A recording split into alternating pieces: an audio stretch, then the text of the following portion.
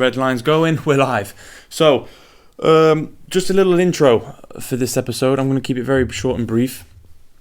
But what you're about to watch is episode 6 with our first guest.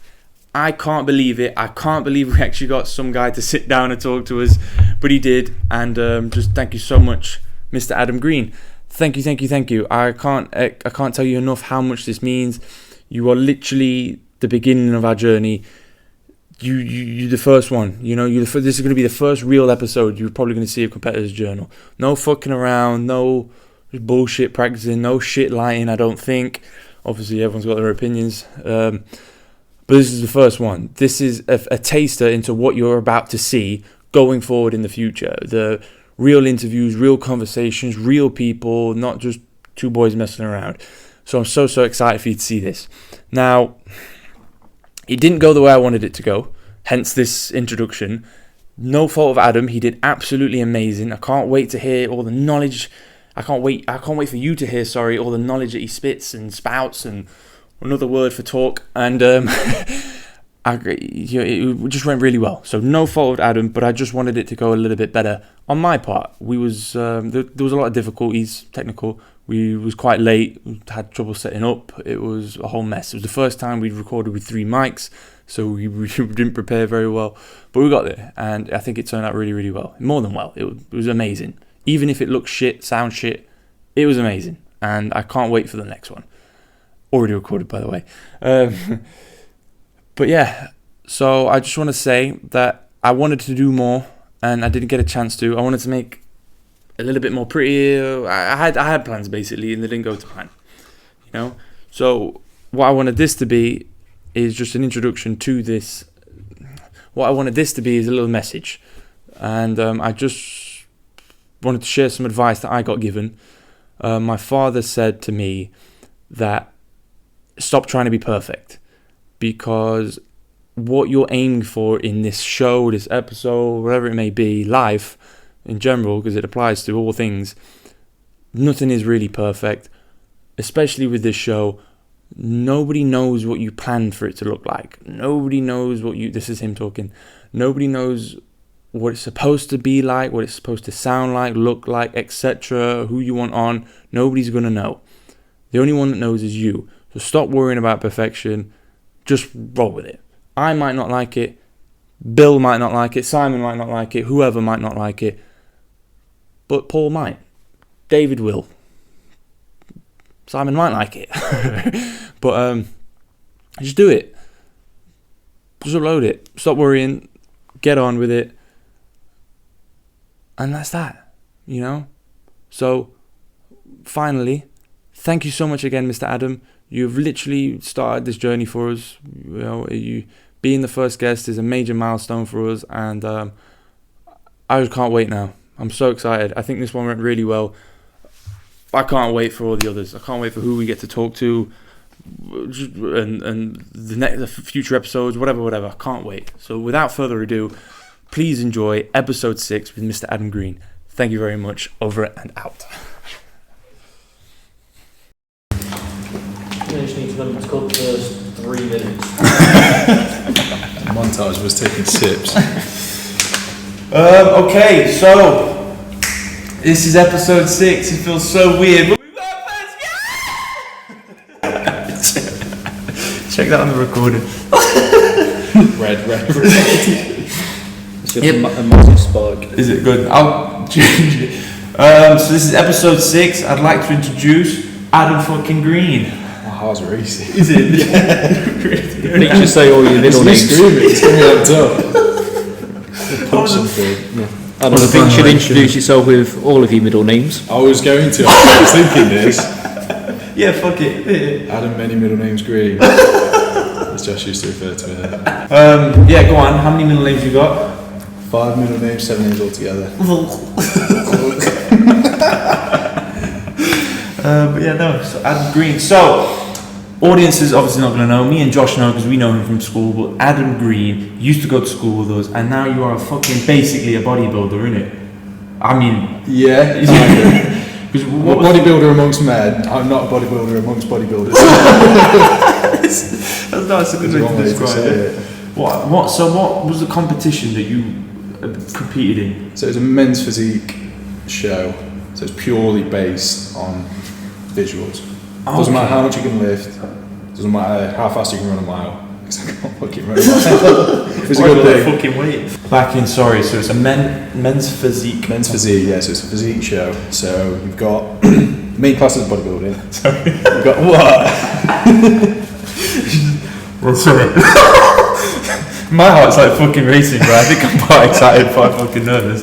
Right, sorry, carry on. So it's a men's, and then I interrupted. Yeah, that's all. So it's a men's physique show.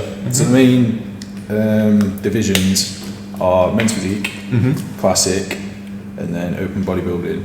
And then at a higher professional level, you've got 212, which is where I think you've got to be under a certain height, and the weight cap overall is 212 pounds.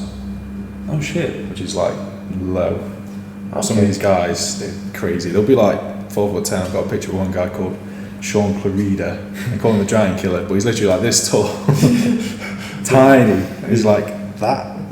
It's crazy. Does he still have to like walk sideways through doors? Yeah. Oh, okay. So I've basically got that wrong then. You're not a bodybuilder in sense, or if it's just physique, do they still class that as bodybuilding? Yeah. So it's all still yeah. So obviously, I don't know what you've seen of bodybuilding. It was like Venice Beach and like 70s people swinging dumbbells. I've seen fucking obviously Ronnie Coleman and Arnie and Ferrigno and all them. That's literally, it's all just physique based. All just depends how you look. I get you. The difference in the divisions is men's physique, it's more like an athletic look. Yes. It's for smaller guys, kind of. But you wear board shorts, so you're not necessarily judged on your legs as much. Okay. So bodybuilding and classic, you wear the tiny little trunks. Yes. Chest rocking every time. Sorry. And then, men's physique, you wear board shorts. Right. So you're not judged on your legs so much. But because my back is like my strongest body part visually, probably also strength wise, you snigger it out. Fucking sniffing away.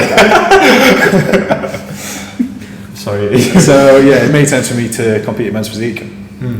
Where I store my body fat, a lot of it tends to be on my legs. My legs ended up like leaning up a lot towards the end of it, but I'd never been stage lean before.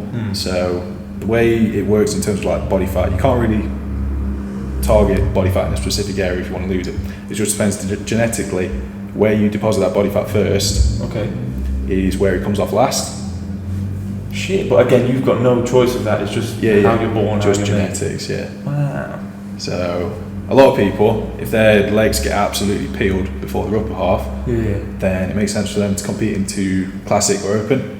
But for me, my glutes, so my arse, my legs, hold most of my body fat. So whilst I look pretty lean on stage, if you compete in classic or open, your glutes have to be peeled. Like, they look like walnuts. I'm not even kidding. Yeah, when they're like really extreme, not a lot of body fat, they look like fucking weird. Yeah, it's crazy. Do you know what percentage of body fat that you have? Currently, it's definitely back into double digits, but it's like speaking to people that aren't into the gym as much as like bodybuilding and stuff like that. So you guys, you might go to the gym, but you like more casual. It tends to be like there's more of a fixation on body fat percentage, as opposed to just like, I don't know, it's not something that's spoken about much in the actual bodybuilding industry. Oh shit. So we're just like, you're peeled, or you need like this many weeks to get stage lean and stuff like that. It's like no one really gets, because you can get a DEXA scan, that tells you your actual body fat percentage. They're in most gyms, aren't they? Oh no, they're crap. Them scales. That's what I'm thinking of. No, they're terrible. You can jump on one, you put your quid in, and it spits out a number. Yes. You jump on it again, it spits out a different number. Okay, that's what I was using. Because we were like doing well. We were like 13%, weren't we? When we definitely are. Yeah, some shit like that. Yeah. I think because it can tell you, this one at my gym, it can tell you like your metabolic fucking age and shit. Yeah. But again, I don't take my socks off, so it tells me to when I don't. So be told what to do. Take my socks off in public. Stage lean. I wasn't like stage lean. I could have done with like an extra few weeks. Being honest, I did have some more shows booked after, but I just couldn't do like with everything that I had going on.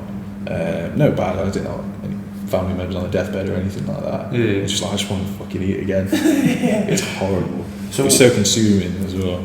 So I was gonna say, Yeah. when was the competition? Obviously, it's been a while now. Yeah. I think, innit? I think it was about, was it 20? It was 21st of September. So it was like coming up 6 weeks ago. 6 weeks ago now. Yeah. So up towards that, are you just fucking eating absolutely everything to get? Sorry, no.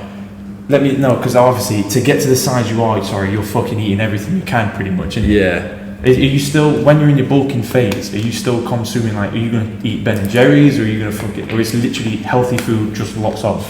I'm going to go off on loads of tangents here because that's how I more typically content explain it as well.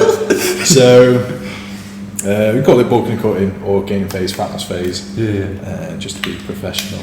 So in a gaining phase, all you want is a say like a 400-500 calorie increase on what you're burning. Okay. And ideally that wants to be comprised of whole foods. So you can slam Ben and Jerry's and Domino's and all that sort of stuff, Yes. but it's not sustainable because you're going to absolutely nail your gut. So you'd be like, it would just be a bad time for everyone involved. And it's expensive, and it's also not good for you. You feel like shit. Yes. So do you know how you said all of your body fat stored in your legs? Yeah. If you were just consuming Ben and Jerry's, for example, it would probably see it on your legs more than anywhere else first.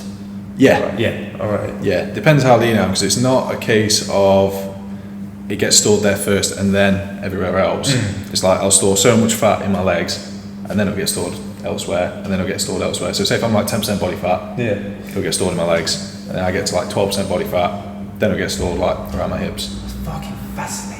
Yeah. It's literally a science, isn't it? It's a game of genetics, bodybuilding. It's ridiculous. Because you see some people that have just got like amazing physiques, but their chest is fucked, and it's like not their fault. Yeah. Yeah. Wow. Muscle insertions are largely down to genetics. And some people can't get abs as well, can they? Like some people just like I've seen like obviously they can get your generic shape, but some are like really fucked, whereas some is like crystal fucking clear. Yeah, I think I struggle with that. Why might that be? I don't know, I train every day. So. It's genetics, bro. It's just genetics. That's all it is. Is this your training? That's mad. So again, I was going to say, so obviously the build up to the build up in just general, you starting the gym and everything, you just start bulking to put on size. But then when you decide to go into the bodybuilding, that's when you've just got to go for, the physique thing. You just got to go straight and really watch what you eat. Kind of. Because I'm fascinated on how it works. Because like, how do you put on size and muscle? Are you still in a calorie deficit, or is it fucking? No, it's very, very difficult unless you're like only just starting the gym, or you're slamming loads of gear. Like you can't build muscle in a deficit. Oh really? So when people say like, I want to put on some muscle, I'm like, I want to tone up. I hate that term, tone up. Everyone hates that term, tone up. You're like, fuck off, mate. You just want the easy, you just want the easiest route. It's like, I got muscle. I know what I'm doing because I coach as well. You get people that come to you. It's like, I know what I'm doing. I just want a bit of accountability. It's like I could probably do it without a coach, but like I just want to tone up. And they say tone up, and I'm like, you've got no idea what you're doing. Because that was always my thing. Is like you've got to, again, displaying everything. You've got to, obviously it takes muscle, doesn't it? But again, so when you're building up to the show, you're in a deficit to kind of lose a lot of it. So you're kind of losing size then as well. Wow. Yeah. You still like that? Try not to. I'll put the pictures up somewhere if I get your permission. But Hey, plaster everywhere. Yeah, because you're fucking. So you have like what you call an off season, and then you got prep. Okay. Prep's basically when you are in a deficit. A deficit can be achieved by eating less, or basically decreasing your input, food, or increasing your output, training, exercise. How long is expenditure?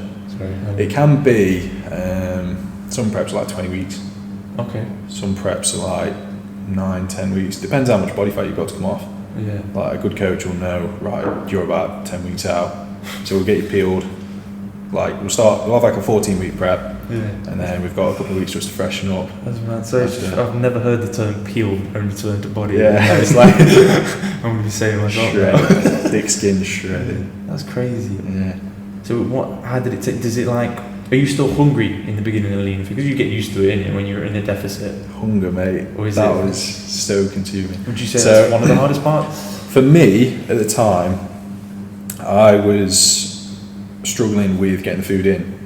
So when I went from the off-season, so bulking, into the prep, I just had enough of food by that point. It was all just whole foods. So it was like chicken, beef, salmon, eggs, vegetables, fruit, oats, rice, potatoes. Wow, so literally nothing. Just whole foods. Yeah. Which is what I advocate as well on my plans. Yeah. Like just pure whole foods. That's great. Yeah, because I've got this app. I don't know if you've heard it. It's called Yuka. No. You just scan barcodes and it tells you all the bullshit that's in it. Oh yeah. I've heard of it. I didn't know that was what it was called. Okay, yeah. Well, there might be more. But I went to the supermarket with my little girl and I was just scanning. Absolutely, I was scanning bread. I was scanning chicken. Does that give you anxiety when you look into that stuff? Yeah. Dad, like, what the fuck do I eat? It's like fear mongering. Yeah, I scanned chicken nuggets for my little girl, and it said may contain fucking this random E number that contributes to breast cancer. I'm like, 2 years old, man. I want to fucking throw down that, and it's just like, if you truly scan everything, you probably wouldn't eat all this processed shit, but whole foods. Yeah, I get a lot of health anxiety around food and stuff like that. Oh, I can imagine. How do you go out to eat, or do you like not anymore? No, these past few weeks since my show, I've binged a lot. I rebounded hard. It's crazy. Has it been fun? No. It's consuming. I have no control over it whatsoever. What's your go-to? My go-to? Supermarket cookies. Yeah? A pack of 4, Tesco's Finest. I've got onto M&S now. $3.75 for a pack of 4. 1,700 calories for 4 cookies. Are M&S the best? Oh, mate. Yeah. I mean, they're normally the best at everything, isn't it? Yeah. They're phenomenal. They did like a white chocolate gingerbread last month as like their Christmas one. They've just brought out a... segued onto food. You say he knows the flavours and upcoming. Yeah, because I follow this guy on Instagram and he just like new in at Aldi, new bangers at Aldi, new in M&S. Oh, I know. Trying these advent calendars so you don't have to. It's like, thanks, I'm still going to try it. I'm off to Tesco right now. I'm getting a Ferrero Rocher one. Just having it before me. Oh no, actually, it's a really bad example. Bad publicity for my coaching. But yeah, the new M&S cookie, peppermint bark. Mint. Mint and chocolate. Oh, mate. No. Would you say then? Fucking, this has got to be an expensive hobby. I'm pretty sure I've not answered a single question you've asked me yet. No, you have. Let me see. Just like segued off to something. No, it's silly, man. But it's yeah, I was gonna say. So, would you say it's a very expensive hobby? Oh yeah, because it's disgustingly expensive. I've yet to do, and I want to do it because it's like content for my Instagram page. A cost breakdown of the show because it is disgustingly expensive. If you bulk buy all your whole food ingredients, then it's loads cheaper than getting takeaways all the time. Oh, yeah. So that's cheaper in a sense, but then you've got your supplements, you've got your coaching if you are coached. Coaches are very expensive. You've got your membership for the show, you've got you've got the tan, you've got the mate. I've got a story about the tan. You like this? Basically changed ethnicity from the pictures I remember. Literally, my tan went so dark. Why is that? Is that just to showcase everything more? Like with the lights and shit, it just... Yeah. So, what was the initial question you asked? Just the cost of... the cost of it. We'll finish that, then we'll get to the tan. That's what I mean. So yeah, the cost of it is horrendously expensive. Wow. Do you have like any sponsors or anything to help you? I want some. I just can't make Instagram content. Can't make Instagram content to save my life. Like, I've got all these ideas. Like, I've literally got notes on my phone of like literal like scripts. Like, all I've got to do is sit in front of a camera and just like memorize it partly with little prompts, and then just record a video. But is it fear that's stopping you? Or nerves? Because that was a big one for me on this. Yeah. That's why Josh still isn't on camera. Yeah, kind of. It's also just like sitting down and having the time to do it, because I've got to be in the mindset to do it, and then chances are that's like 2 o'clock in the afternoon on a weekday when I'm at work. I'm like, I feel a bit fired up now, and I get home and I'm like, I just can't be arsed. But very expensive hobby then. Yeah, but the tan, Brother. Oh dear. So, with the tan, you got to prep for a tan. Wait. What, to get a full Brazilian? No. Or is it you've got to like psych yourself up like, right, is this going to smell gross? Get your nails done. Slap myself a few times. Well, might as well have fucking done that. I'm trying to think how early I had to start prepping for the tan. So it's not a single application before? Oh, there's 3 applications. How long does that take? Well, a long time, longer than I would have liked. So I'll give you the full story now. So, a week out from the show, you got to start exfoliating. So you get your little exfoliating gloves, and you get your. You seem too manly to exfoliate. Mate, every bodybuilder does it. I love exfoliating. That's how you get smooth skin. Sorry, say you got exfoliate before. Farmers, if you're watching this, like a sponsor, and go to work. So yeah, by a week out, I start exfoliating every other day. What's that stuff? It's St. Ives, like peach scrub or whatever. Josh, you're aware, you're a big exfoliator. Come on, so you get your exfoliating stuff like with your gloves, and you exfoliate every other day. And then you got to moisturise as well, but you can't moisturise before the show because the tan won't set on your skin. So then the night before the show, because you get your pre-tan before the day of the show and you get your actual tan. Yeah. So full shave all over, no body hair at all. Wow. Yeah. What did they catch it, or is it included in weight or some bullshit? Or No. It affects the tan, affects the look. oh, just application. Yeah. Ah, okay, sorry. So just whip off all your body hair. You're also not allowed to wear any deodorant for like 48 hours. Yeah. So after my shows, like no one's cutting me. Again, because of application. Yeah. Shit, Literally that. So rocked up to this. It was in Telford, so near Stoke-on-Trent, Birmingham, and rocked up to this random like community centre.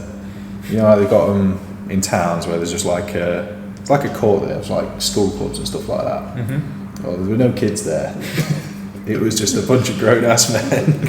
Half naked. Not half naked. No, not half naked. Yeah. So imagine a room slightly bigger than this. Okay. You know, tents they have on the beach, you let your kids get changed in, pop-up tents. Yeah, that's a windbreaker kind of thing. Yeah. Oh no, not the windbreaker. But like literally a tent, like a little cubicle. Like a tall cubicle kind of thing. Yeah. Okay. So there's about 6 of them, with all these like fans and extractors and everything, dust sheets everywhere, and there's probably about 8 women working, spraying these dudes. So you go in, you go past this curtain, and it's just a load of dudes, nothing but a sock, standing in front of this industrial-looking fan, like that, just rotating. You can't drop your arms. You like that for 40 minutes, drying. Yeah, you can't drop your arms because if the tan's not dried, and you fuck your armpits up. It looks like loads of hot dogs in the supermarket counters. It's like you're waiting for your mum to come and dry you. Literally. No, that's mad. So that was the pre-tan. So yeah, it was literally like you're in the tent and they're spraying you. Oh mate, it's freezing. It's like this now. It is cold. Do you want me to? Oh no, I'm alright. Okay, Yeah, my hands are. Oh, okay. Yeah, my hands are freezing. I jumped out of the seat.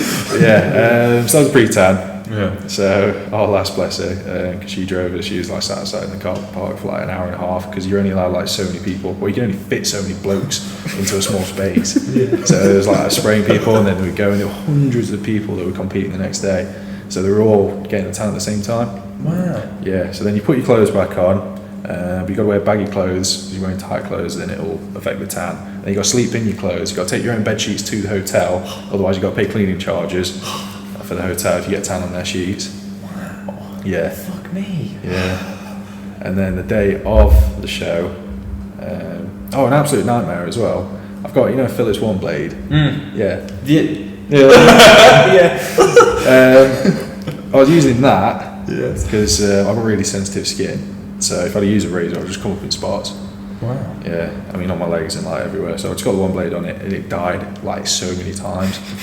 And I was panicking the day before because I was like, fuck, I've got to go for my tan in like fucking 30 minutes. And I just had like this patch on my leg that I'd not done. And I was like, fuck.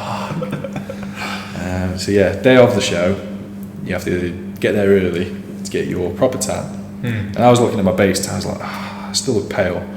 So I went in, got the proper tan, exactly the same, except this time it took even longer to dry. And there were also like bikini competitors, so women, like just literally 10 feet away from you whilst you're wearing nothing but a sock. And then so but obviously these women are like fucking... Yeah, some of them, but like there's like I think there's like 5 or 6 classes for women. It's got like wellness, which is basically a slim woman, and then you've got bikini, which is like a little bit more muscle, and then you've got a couple of others. Figure, I think, is another one, and then women's open bodybuilding is when they're just jacked up to fuck. So it does go that far. Wow, yeah. But yeah, there were no like jacked women. They were like the smaller classes. Oh, okay. Yeah. So then got my tan. The tan's developing. And I was looking at myself, I was like, okay, I look pretty dark, and it's still like developing. I ended up going black, mate. No one else went black. Once you go black, you don't go back. So yeah, my tan was going like really, really dark, and then I was like, fuck, because if it's too dark, then it just like washes everything out. Yeah, I might need to dip them rice a bit, bro. So then, that was the second part of the tan. And then third part is the glaze, just before you go on stage. Wow. So they literally, they've got these like mittens or whatever, and they just like pat you down with this like oil. Yeah. I was soaking it up so much. I had to get glazed like 5 times before I went on stage. Like, wow, you're soaking this up. So they're just like patting me down. I was just like, yeah, give me some more. So I was thinking I'm going to look sick because I'm like absolutely oiled up to fuck. And then my body just like absorbed it all, and I went on stage. Looked at the photos after and I was like, fuck. I'm like so much darker than everyone else on that stage. It was ridiculous. So, yeah. I've never heard a guy be excited about being glazed. Yeah. He's dying to explode. I'm just listening. Yeah, no, that's crazy. So, I was like 80 quid that for that time. 80 quid. All 3 bits. Yeah. You know. I know. That's mad, isn't it? So that's what I mean. It was expensive. It was like 8 quid for that. It was like 8 quid for the hotel. It was 50 quid for like the year membership with the federation. It's like 50 quid for the show. 50 quid for the shorts that I wore. Wow. It just adds up. I love how we came back round to the cost one. Yeah. So we're getting better though. But yeah, it really is an expensive hobby. So, big question then. I don't know if I fucking looked, but where did you finish? So how many was there, and where did you finish? There was 13 in my lineup, and only the top 50% of how many competitors there are actually get a place. Wow. So I came. Sorry, so some people can pay all of that and then just, thanks mate, we weren't good enough. Yeah. Oh. Me. Oh no!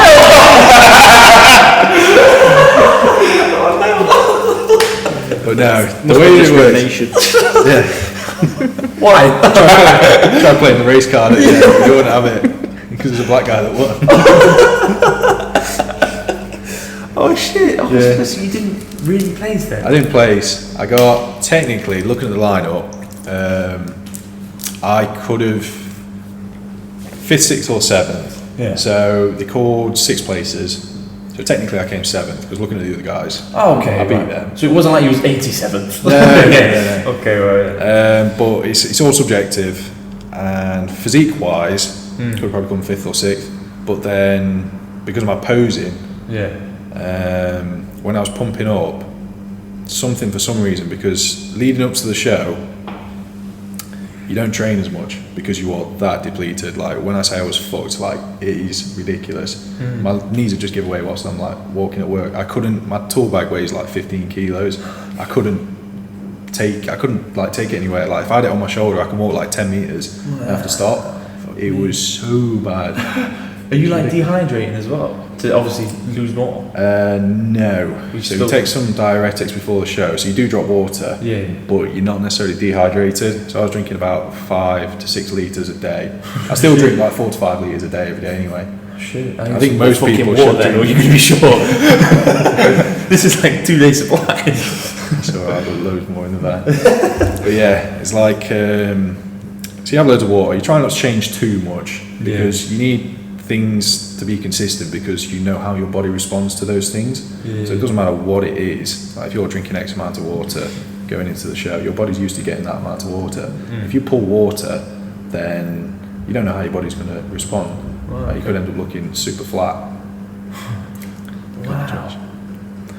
We'll just open it. Watch it because it's full. So if like you apply the slightest bit of pressure, you can fuck it everywhere. Not that full. Should I try and darn it? I was going to bring, because I've got these bottles of water from Aldi. It's like literally the smaller version of that 500ml, and you know I used to do that. I used to crush you. I was going to bring one, but I forgot. Dead quick, going back to food, sorry. Are you like going Costco or like places like that? No, Aldi, yeah. Oh shit, so you water, yeah. So you take like diuretics, not like, you can take like prescription diuretics, but they're pretty taxing.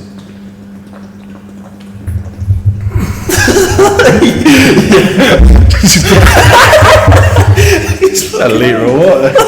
I couldn't breathe, it's why I had to stop. That's what happens when you drink it. His eyes were bright red, I'm going to cry. Josh going into a 100-metre drowning myself. Swim competition.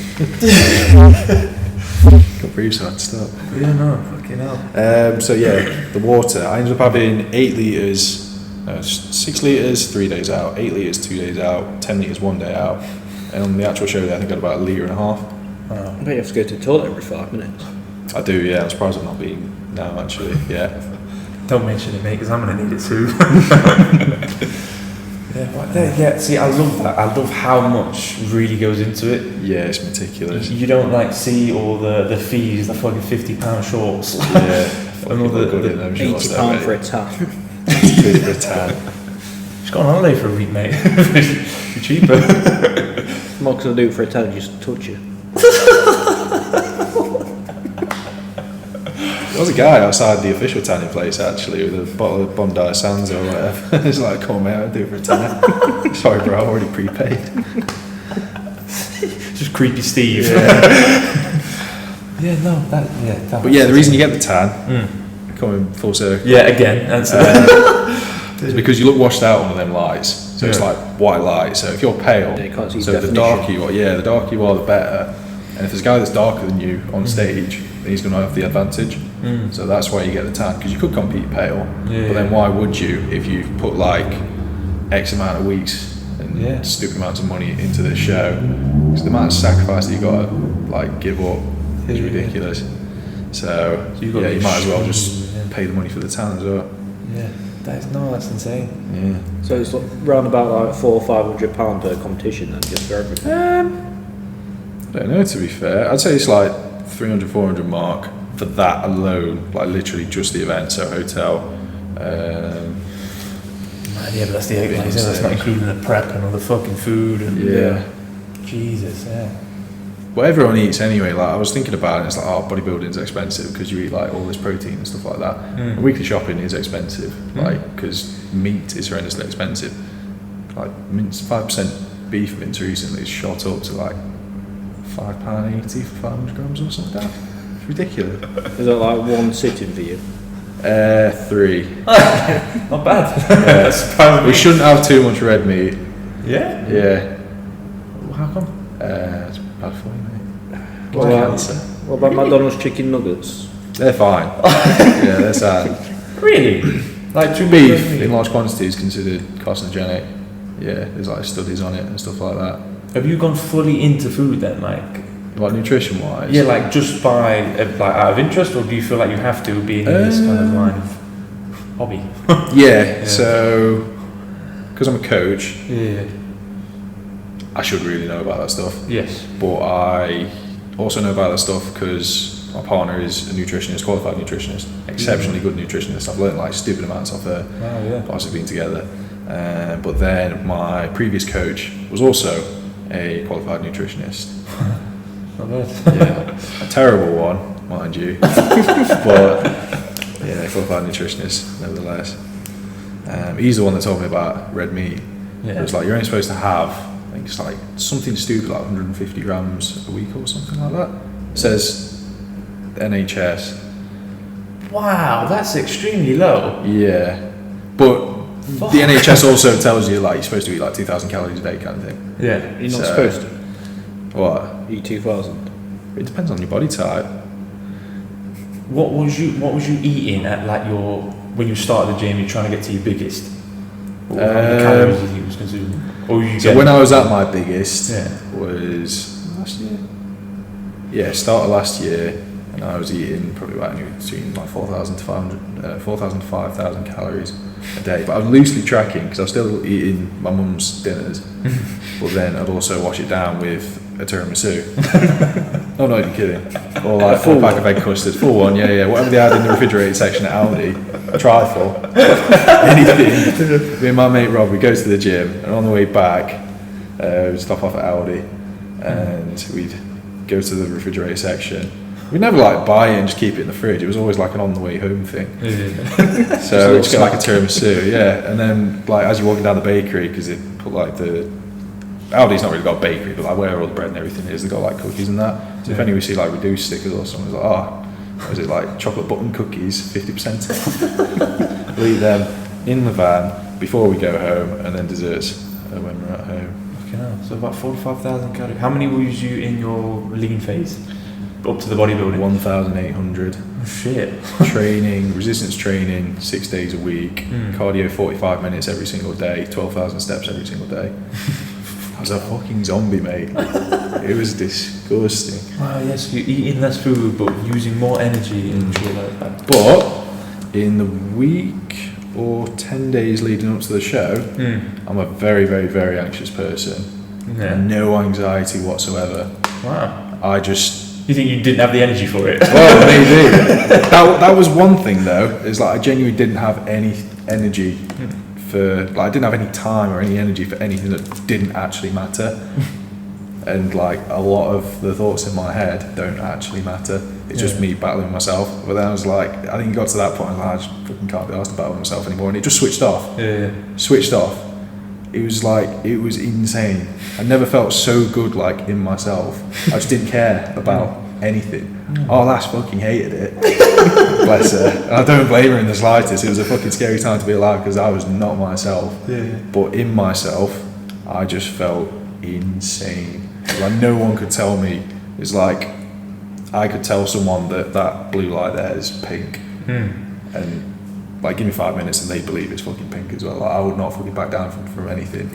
I was just on smoke. It was ridiculous. I had it out with this sales rep at work. It was like so unsolicited. It was like I just didn't have to go in on her, and I just did because she couldn't do her job properly. Changes who you are physically and mentally. Yeah, kind of was hoping that'd last, but as soon as I got some food in me again, I was like, oh, do you enjoy new Adam? Just enjoy new Adam, yeah, just sick. Well, I kind of like prick me. Yeah, literally. Oh, man. So you say you do coaching then, so how's that going? When did that start? Or? Started coaching a year ago, actually. Yeah? It's slow, because it's not something that I've like advertised so much. So I've coached quite a few people over this past year. Yeah. The amount of people that have actually seen it through though is ridiculous. Some of them, bless them, were just mates that were like, oh yeah, coach me, and they pay me just like to help me out. And it's like, oh, where's your check-in? How come you not done this? How come you not done this? It's like, oh yeah, I'll do it. And it's like, basically kind of figured out myself. It's like, no, they just wanted to support me, bless them. Oh, that's nice. Yeah, it's really nice. You could have got some prick that just, oh yeah, can you coach me? What, have I got to pay you? Like, one of them. Yeah. Oh, that's nice. Yeah, no, go on. How many, are you allowed to say how many clients you got or whatever? Or? I've only got one client at the minute. Yeah. That's pretty hard. How many? Well, technically. How do you fit it in? Yeah. Oh. Josh, you've had this problem too. I thought you. I haven't. You might missing something. So the way that it works, this isn't a shameless plug, is literally, it doesn't take that much time. So the initial startup takes a long time. So basically I've got to design the plan from scratch. It's all done through an app. Everybody's different as well, isn't it? Yeah. So there's a lot of coaches out there that will copy and paste the plan. And it'll work for 70% of people. But then I don't want to take that chance, and I'm not lazy. Nice. I'm a perfectionist in all fronts, so there's no way that I could just copy and paste the plan. So that takes a while. So usually take about an evening, if not slightly longer. And then that first week, because I'll put the plan across to them, I'll say, look mate, here's your plan. Or we'll have an initial startup call, like a consult call. Who are you? You're a stranger, you're a real person. Yeah, sweet. Tell me a bit about yourself. Am I the right fit for you? If it's like some 49-year-old perimenopausal woman that doesn't have access to a gym and has just got a yoga mat at home, I'll be like, sorry love. It's like, I have no idea what I'm doing. Because there's a lot of hormones and stuff, especially like with any woman, to be fair. It's like a lot of the studies that are done in the fitness industry, in the fitness world, have been done on men. And then these are the figures that are supposed to be applied to women. So a man's cycle is typically 24 hours, whereas women, their cycle is 28 days. Cycle of, as in? So their hormone cycle. Right. So their menstrual cycle is however long, if it's regular, it'd be 28 days. Whereas a man's cycle is 24 hours. Shit, but bro, do you even know we had a cycle? No, not really. I didn't even know we had a cycle. So I know I have feelings, but that's about it. So we can like literally just treat every day as if it's the same. Or as a woman, there's like certain days where estrogen's higher, where testosterone's higher, and all this sort of stuff. So a lot of people will understand. They'll do the level 2 PT course, and they'll understand that, and then they'll literally just take anyone. And then before you know it, this poor girl's lost a period because he's put her on 600 calories a week. And when your body is like that restricted on food and stuff, it starts shutting down functions that it doesn't deem as necessary as breathing. So menstrual cycle periods is one thing that it shuts down. Fuck me. So Fuck me. I was going to say you probably haven't heard it first, but you've heard it first if you're watching the show. Just check if it's still recording and shit, mate. Just to be safe. Always have that fear. So you just talk for an hour and it's only got 10 minutes. But the initial like startup, that's what takes a while. And then the week is like, right, here's your plan, tell me what works, tell me what doesn't work. And then we work in phases. So typically the first 2 weeks for me, this is how I coach, will be working out their maintenance calories on the new output that I've given them. So I will give them a set output, and then we need to find out what input we need in order for their weight to maintain. And that way I can then calculate what I need to do to make them gain weight, and also what I need to do to decrease and lose weight. And then after that 2 weeks, I'll say, right, this is the plan. We're going to cut or we're going to bulk. They'll send me some physique shots. So if they're a bit fluffy, then we usually go into a bit of a deficit, a bit of a tidy up. And then after that, because everyone's like, oh, I'm hungry, oh, I want this, I want that. And trying to keep clients, one thing you've got to be firm and strict. You'll be like, no. You got me for a reason, and this is the plan, this is what we're going to do. At the same time, you make someone diet who's not a bodybuilder, they're just like general fitness, is more of a hobby. Make them diet for a long time. They're just going to fuck off.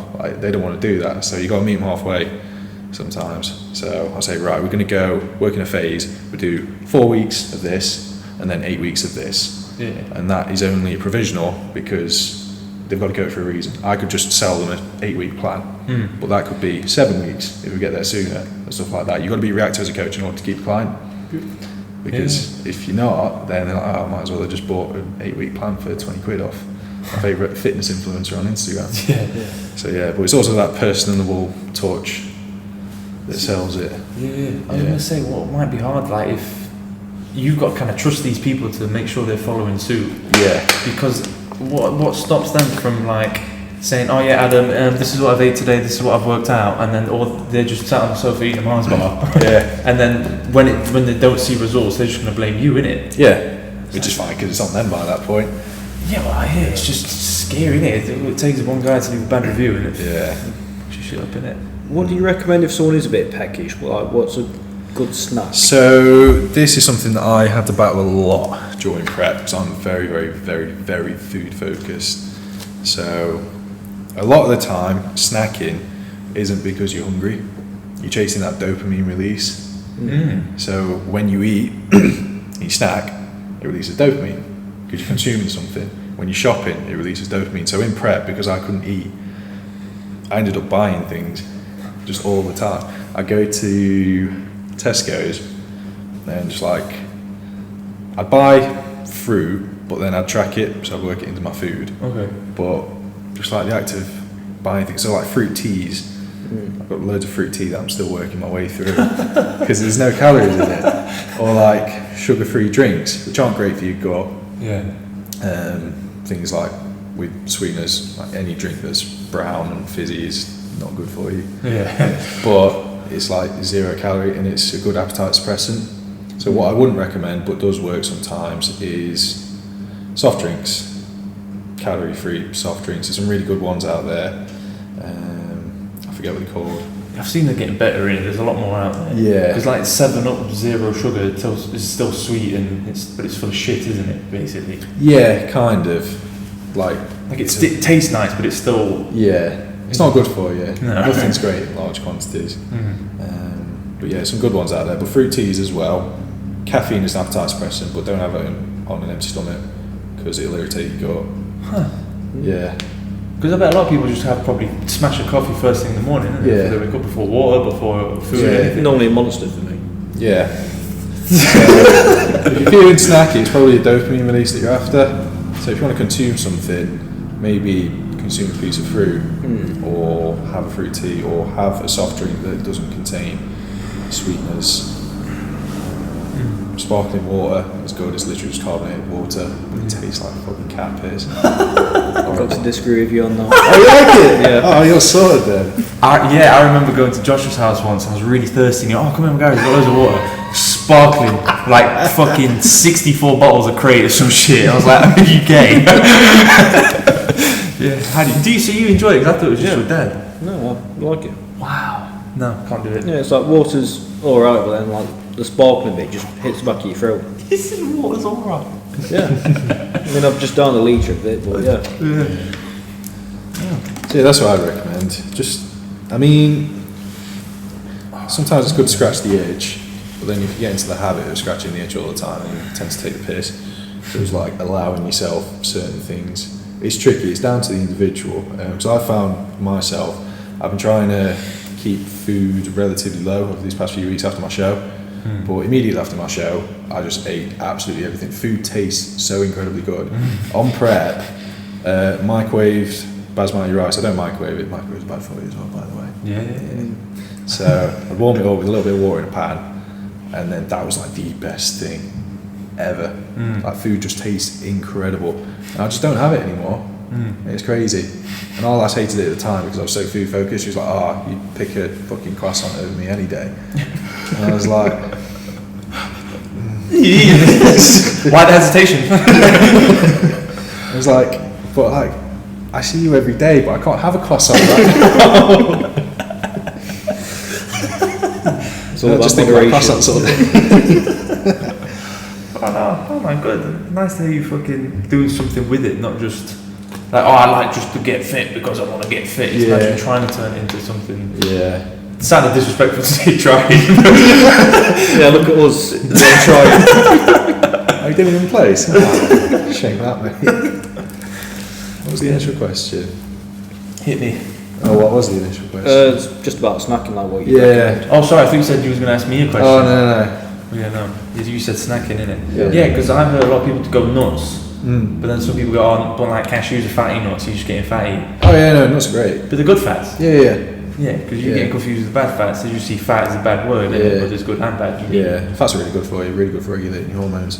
Yeah. So, but yeah, no, fucking, I bet supplements as well, though, but that was a fucking hefty thing. Sorry to keep jumping back and forth. No, it's good. Because I was going to say, like, I meant to bring it up when you were not about here.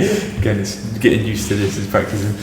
But so supplements, how much fucking were they then? I bet because they're expensive alone, isn't it? And how many? About 120 quid a month. Fuck me. Yeah. What is your job pay? They're hiring. For Josh. So how do you? I completely forgot. Go on. Because it's just me. But I take steroids as well. Oh. Yeah. The good ones?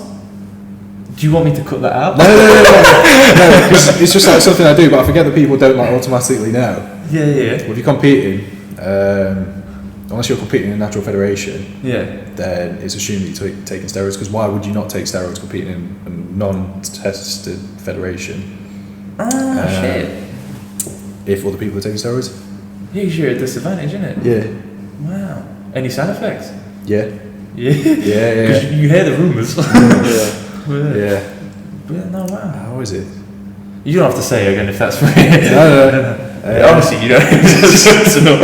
I ain't seen my testicles in fucking years. They do shrink. You ever twisted them because of it? No. Why? I think it'd be harder to be fair. Yeah, someone that I used to work with, apparently he took steroids in one of his bollocks like twisted. He had to have surgery. Fuck me. He wasn't a fighter, was he? No. Do you only do them for the show? No. Again, because just on the regular. Yeah. Wow. So currently I inject 3 times a week. Fuck me. Yeah. So now, is this like NHS? Is it private? Is it like All private. not from Creepy Steve? No. Like I've got suntans. It's all trusted labs. Yeah. But yeah, hopped on, that's what we call it, like hopped on cycle. Last June. Not this year before. Yeah. And then just did it to see like if I liked it. And I did. Sick. Yeah. Pretty fucking good. How fast were the results? Not that fast, because I've only ever done low doses. Okay. So I haven't pushed like any like super harsh compounds. I did for the show when I was cutting, because, and it's only also like liver toxicity because it's oral drugs. Oral steroids are worse for you than actual steroids. So what you find with a lot of people, because they're scared of needles and they don't want to inject, and like, oh, that's bad for you. Yeah. They'll take this like compound that's a blend of all these different steroids. Wow. Absolutely nail their liver, and then they end up in hospital, and then all their hormones are out of whack. They become depressed and they're stuck in hospital, like throwing up these pills, and yeah, it's not good. Fucking hell. So yeah, only have done like low doses. Yeah. Testosterone is the main base. You've always got to run testosterone as a base, because a lot of compounds will shut down your natural testosterone. So as I am at the minute, I don't produce any natural testosterone. No? No. Because as soon as you start supplementing with testosterone, your body's like, okay, I don't need to make this anymore. Fuck me. Yeah. And if you stop, does it ever? It'll come back. It'll come back. Yeah. So, because I'm still young, so if I was to come off cycle next year, I'd be 26. Yeah. And it will come back within, ideally, depends on the person, largely genetics again. Yeah. About 3 months. Fuck me. Maybe. You can take other things as well, which increase your estrogen, which in turn kickstarts your testosterone production again. So testosterone and estrogen pretty much work like that. So for example, I've just started a cycle of only testosterone, which is the highest dose of testosterone that I've ever ran, but it's only been started it last week, so it's only been in for a week and a half. It takes a few weeks to saturate, to reach peak levels within your blood, and yeah, my nipples are a bit sensitive because my estrogen's high. And that's one thing you can get as a side effect is gyno, which is where breast tissue forms behind the nipple because your estrogen's high. Get ready for a milking then. And you can lactate as well. Yeah. Wow. But you got to manage it. So you can manage it with like SERMs and like AIs and stuff like that. So you take something to combat it. Wow. Yeah. Fuck me. So, have you found like some of these side effects that are kind of just up in the air that like a random guy would think? Like again, like the small dick is the main one, some shit in it, or is it literally small testicles? It's just small balls. It's a so common small misconception. Sorry. Yeah. So is some of that maybe a perceptional bigger dick though? Yeah. So I can say, is like a lot of the harmful shit, the negative side effects, are they real, or again is it more like, oh really? So there's a lot of dodgy stuff out there. Yeah. Because it's all still underground. say underground, like there's official labs. Yeah. But to buy and sell steroids is illegal. To take steroid, well, in UK. Yeah. But to take steroids, it's not illegal. Yeah. Wow. Obviously, you go in hospital-wise, all that shit is like properly administrated kind of thing. Yeah. Mad. But it's only because the government can't tax it. That's why it's illegal to buy and sell. It's fine with you taking it. Wow. But yeah, so the side effects, if you run like stupid doses, and you're gonna like fuck around, you find out. Play stupid games, you win stupid prizes. Yeah. So what a lot of people do, you heard of Tren? Yeah. Yeah. So that is a hard hitter that can like completely change who you are. Like I had no anxiety at the end of my show. Like Tren, it like literally just it gives you that, but then it also turns you into a bit of a fucking cunt. Like turns you like really aggressive, doesn't it? Yeah. So I've heard. I'd never dare touch it because, like I say, I'm a very anxious person. Yeah. And Tren can completely write you off. It can make you like want to tear your own skin off, kind of thing. If you run it the wrong day, so it's crazy. Fascinating. Some others. Yeah, high testosterone. Your hair falls out. Wow. Yeah. So people with naturally high testosterone, they're bald or they're prone to balding earlier than people with low testosterone. So if you're just balding, that could be because you've got high Low testosterone. Yeah. Wow. Yeah. Could be like loads of things. Genetics again, obviously. So if you've got a thick head of hair, that probably means you've got low testosterone. You could do, but there's Shit. so many factors. That might be alright then. There's so many factors that come into it. That's the thing. And I'm like very, very health conscious, so I like numbers and I like data and I like all these things. It's like if this is happening, then I can do this. There's that much going off. It like genuinely gives me anxiety. If like something's up with me, I'm like, right, what is it? And I'll practically like find out what it is, or try to find out what it is, and then try and combat it. And then before I know it, I was just having a bad day, and I'm fucking alright 6 hours later. That's got to be a secret superpower if used correctly. Do you know if you're like, what's wrong with me? What's wrong with me? Yeah. I'm going to find out. I'm not going to stop until I find out. Most people need that. Yeah. Most people need to know what's wrong with them. Blessing and a curse. Yeah. But yeah, no, fuck me. That is, yeah. Sorry, that was fucking. It's a bit of a curveball, but no, yeah, it's cool. Because again, I only know negative, so if you just say, yeah, I'm on it, I was like, oh shit, wait. Yeah. Benefits, increased muscle gain. Yeah. If I'm feeling good, I feel fucking amazing. Yeah. Yeah, like compared. Does it like wipe out any cravings or any shit like that? Because do you know what I'm trying to say? Like, if it's doing the job of increased muscle gain, do you kind of lose the need for hunger, or do you? No, is that still there? Yeah. Does it give you a horn on? What? Does it give you a horn on? It does, mate. Yeah. It does. Depends how like volatile your mind is, because mine can be quite volatile. So like, I can want it, but then something can quite easily knock me, and I don't want it anymore. So, yeah. So I just love how all the fucking facts and information you give, and this one is, do you have a horn on? But yeah, it's like increased risk of cardiovascular disease if it's not managed properly. So taking high doses of testosterone puts more of a strain on your heart. Obviously you're working more, which is more of a strain on your heart. Hypertension as well, high blood pressure. Yeah. So you've got to monitor your blood pressure. So you've got to take your blood pressure all the time to make sure that. Can't you just take a statin for that? You can do, but then you don't really want like to be on statins for the rest of your life. So you can.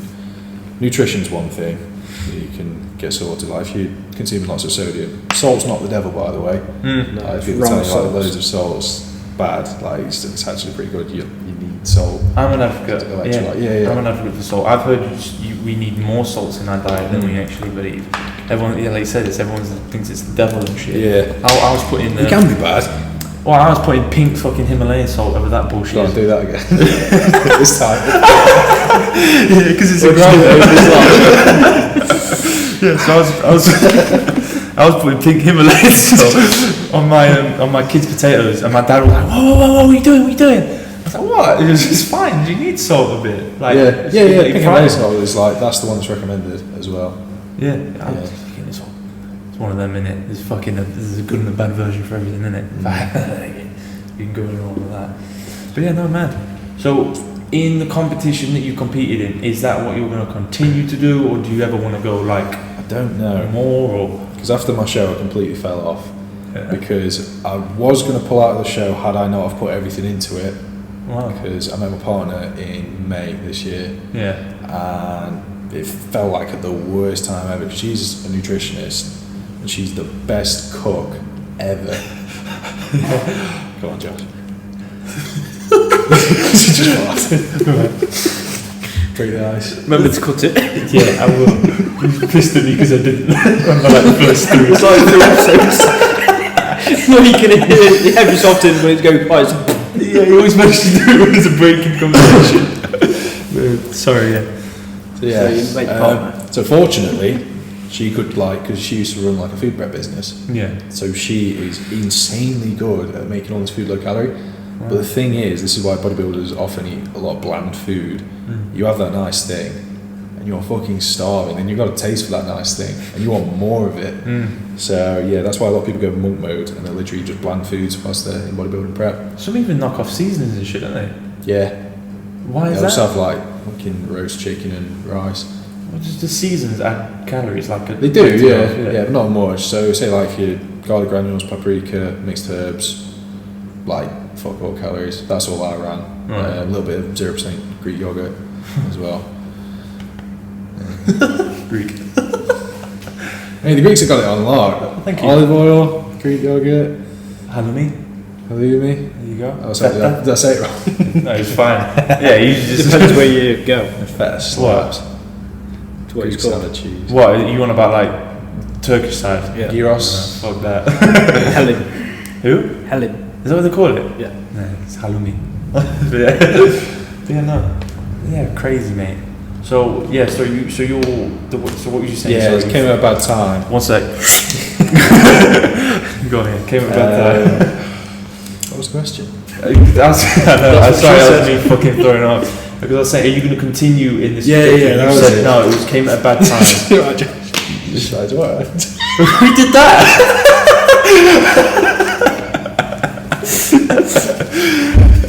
Swallow.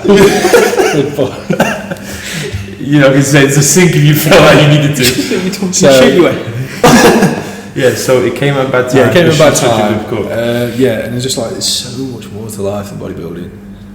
But I can run it alongside because at the minute I'm a bit like if I want to compete again, I've probably got to run more gear that's likely to run into more side effects. It's horrendously expensive. Yeah. The gear itself's not expensive, but getting your blood work done all the time, the supplements alongside of it, it's expensive in terms of how much time you've got to spend doing cardio and consistently, and how disciplined you've got to be in terms of like food and stuff like that. Because if I start eating like a load of shit, don't do my cardio, just train, but then I'm pinning loads of gear, then it's going to put my heart at risk, which I don't really want. Like at the minute, I'm battling between like longevity, because I want to live a long and fulfilling life with the love of my life, but then I also kind of want to just rip gear and just like get fucking stacked and then potentially compete again. But being on stage wasn't it for me. I loved like the prep and the discipline and everything that it taught me leading up to that moment, but when I was on stage I was just like, this is like, it meant a lot to me because it was my first show, and it was like me showcasing and displaying what I'd been doing and working so hard to do. It was like all my family were there, immediate family and immediate friends, and I remember segueing again, coming off stage and absolutely just bawling my eyes out. Did you? Did you? Yeah, but like, is competing for me? Maybe, because that prep left a bit of a sour taste in my mouth because I felt that my coach didn't want the best for me. Okay. And he was just being a coach, like a general kind of coach, like doing the least kind of thing. Okay. Cut and paste kind of vibe. Yeah.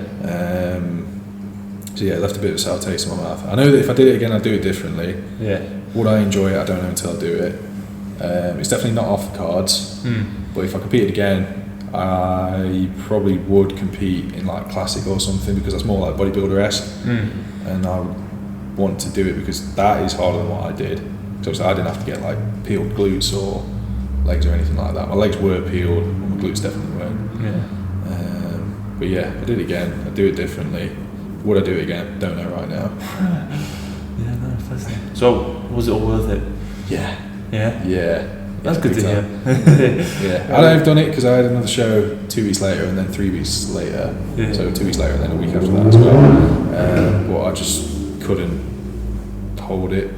Like, I couldn't keep doing that. He walked away trying to be quiet. He literally looked like he was holding in a shit. Andy, right, we'll pause here. I'll chop this bit out. You need a piss or anything? Yeah, I thought so. Let's all have a piss break. Yeah, but I bet you get a decent night's sleep, don't you? Me? Oh yeah, I'm not up till like midnight. I was in bed at about 9:30, 9:30. What time do you go to bed? About 11:30, 12. Don't fall asleep till probably about 1. Yeah. Up at 5. God, I could never. Like, if I don't get... See, I used to think that I'd be less anxious in the day if I got more sleep. It's like 9-10 hours. When I wake up like after 9-10 hours, I just feel like... I feel like I've slept my 7 hours, and then I've slept another 2 hours, and I feel like I've only slept 2 hours. Yeah? Yeah. Weird. It turns out like more sleep, because statistically it's so much better for you to get more sleep. If you're sleep deprived, like, you're fucked. They'll be dead by 40. Yeah, literally. I had an audio book on sleep once. It's Why We Sleep. That's fucking sad. Man, it does look like he's pissed himself. Yeah, it will do, won't it? Yeah, and it was like going through all this, and it was like fucking terrifying. It's like, if you don't get this amount of sleep, then you are like greater risk of heart disease, cardiovascular disease, liver failure, chronic back pain. Anything else I need to be wary of? What's it called? Sterilisation. No, I'm kidding, that one. It won't be bad shooting blanks. Yeah, good. Yeah, we're still going and everything. Yeah, no, I just... I thought you paused it. I have like camera anxiety. Like, shit, is it still on? So yeah, man. We was on about fucking... So your competition was worth it? Yeah. Alright. Potentially do it again. Yeah. So I'm gonna have a fucking sit rate. So, read a question. Oh shit! we got questions. We've literally just done one topic for like 50 minutes. It's fucking who he is though, isn't it? It's I about know. that. Is there any sacrifices that you've had to make? Yes, there are, mate. Food was a big one. Yeah. But I was perhaps like the most lenient person when it comes to food, like, because I'm like all ass is clued up to fuck about food and stuff like that. I'm pretty knowledgeable about food. I know what calories are in what, and I know what digests well with me and sits well with me and stuff like that. So food was a big one. Very food focused guy. Got a sweet tooth as well. Couldn't have any of that. But we made it work between me and my partner, because whilst I was on prep, I went to Barcelona, and oh mate, stunning. I'm gonna go April. Yeah. Oh mate, Yeah. I want to go back, and I want to be able to eat absolutely everything. Yeah, I was just sending you loads of pictures then. Yeah, just like that. I'll be going back next year. Absolutely going back next year. Where else did I go? Scotland. And I made it like a traditional Scottish breakfast, all like low calorie as well. I don't know how I did it, but fucking nailed it. It was well nice. I saw that's the one you took you drove or something, didn't you? Yeah. Did you rent that van or did you? Oh, no, it's mine. Was yours? Yeah. Yeah, it's my camper. Wow. Converted it myself. It's got like the shit himself again. It's converted a long wheelbase caddy last year. Is that like your main car then? And that's like obviously your work van? Yeah. But work paid for fuel on that. Yeah. Unofficially. Okay. They don't know this wasn't a business meeting. I'll chop that. Yeah, no. Oh wow, so yes, you fully done it. What did you do the work in that van yourself? Or? Yeah, Wow. from scratch. The bed, like the seats in the bed and the back, that was like a fixed unit. So just bought that. Yeah. And then everything else, like the electrics and everything. Beautiful. Just fitted myself. Where did you go? Sorry, then did you like do a big tour of Scotland? No. Literally went up to Glencoe. Okay. And then up to the base of Ben Nevis. We're only there for like 2 days, 2 nights. Yeah. So yeah, but made the most of it. Like I've been very much, except for like the last 3 weeks of prep, which was literally same food every single day, I'd be making it work. It was really good. But then, sacrifice-wise, went to Barcelona, couldn't really eat the food. Yeah, I got to go to Barcelona, but I couldn't experience it as I wanted to. So, wow, so he was even strict while he was on holiday? Yeah. I did eat a lot whilst I was in Barcelona. Because my coach said, go and enjoy yourself, it'd be good to freshen up. So I just thought, that's right then. These pancakes get fucking hammered. It was all like healthy pancakes, because my partner's also a celiac, which means that she's allergic to gluten. Which means that we had to eat in gluten-free places, which are places where it's typically whole foods, because a lot of processed stuff contains gluten. Because it's a binding agent. It makes food, the texture of food better. It glues it. Yeah, because my partner, she tried to lose a bit of weight, and she just picked a gluten-free diet. Yeah, it's obviously it's lower calorie a lot of the time, because it's more like whole foods. Like, my fucking god, it's in everything. Mate. It's literally in everything. It's like I have to look at the label of absolutely everything that I eat. I mean, I know what's gluten's in now. But yeah, when we first started seeing each other, so I probably segued off the question again. But it's 5 minutes. I had to cook for her, and I was like, well, does this contain gluten? Because I went to a farm shop, I went to the Lake District with my mate, and then we were coming back, I stopped off at this farm shop, and I was like, I'm going to get a really nice steak, and whatever doesn't contain gluten. I had no idea what contained gluten. So I just got like these like buttered potatoes. I was like, there's no way that they can contain gluten. And then I cooked for her. But then even crumbs will trigger an allergic reaction. Wow. Yeah. So when she comes back, she's in the Philippines at the minute. When she comes back, I've got to deep clean my kitchen, because I've been eating fucking loads of gluten in there. So crumbs. Even like what the fucking in the air. Yeah. Wow. So that's what a lot of contamination is in restaurants. So they say something's gluten free, but they can't guarantee that it's gluten free, because if they're using flour in the kitchen, flour is probably going to end up on that desk if I clap my hands with flour now. Oh god, so you couldn't have just gone to a restaurant and got a gluten free option. You had to go to a restaurant. Taking a chance every single time. Wow. Yeah. That's fucked, isn't it? Because like they do pizzas and then they do gluten-free pizzas. Yeah. Like you can't. They've got to be on separate trays. That's the thing, because it's like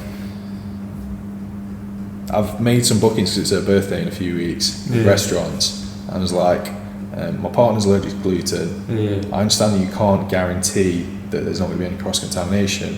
But can you just confirm that there is a conscious effort to prepare food that is gluten-free separate to the foods that contains gluten? Because some places will just say gluten-free just to get people in, because eating gluten-free, much like your partner, it's quite trendy, and a lot of people do it because it's a fad or it's a trend or because they just want to lose weight. So places will offer a gluten-free option to try and draw people in. Whereas when it's an allergy, like when you order plant milk at Starbucks or something, they say, is that preference or an allergy? You say preference, they're like, so you say allergy and they shit themselves, because we've got to wipe everything down so that there's no cross-contamination. Fuck me. I've never had that question before. Yeah. No. You ever had plant milk in your like? Well, okay, I suppose if I've never asked for it, then I would have got that question. But yeah, no. I've had that question. Yeah, no. I was going to say no, because like sometimes I know it's Starbucks really, or every coffee one, they use semi-skim milk. I always have to fucking ask for whole. But I suppose. Fucking Starbucks. Wow, that is my milk straight from the cow. Don't process bullshit. Semi-skim milk's bullshit, though, isn't it? I'd have whole milk if I could. Yeah, because I've noticed that buttercream comes in the same cartons as milk in the shops. Okay. So I'll be tempted to try buttercream instead of milk. No, I'm good. So you enjoy travelling? Is that like? Yeah, I like experiencing stuff. I like new things, which is another thing on prep. It was like they brought out a fucking new twirl whilst I was on prep. White and milk? Yeah. Why would you do that? You didn't have to do that. Now I've got to buy it. And I've got to sit in the cupboard for fucking 3 months. And it literally did. It's staring me in the eyes every day when I open the fridge. No, man, it's impressive. It's impressive. Travelling. I want to get more into travelling. Just fascinating, isn't it, mate? All the different places, different worlds and stuff. Yeah, I like experiencing firsthand. I don't do too well with museums. I love museums. I love looking at stuff, but like then I don't know. Not really I experiencing it. Yeah, I like being amongst the culture. Okay. As opposed to like learning about the history of the culture. And if something really entices me, I'd be like, okay, I'll look into this. But yeah. Yeah, a big dream of mine would be if I'm just walking down the streets of Mexico and there's a big fucking siesta. I'd love to go to Colombia. Colombia? Or Cuba.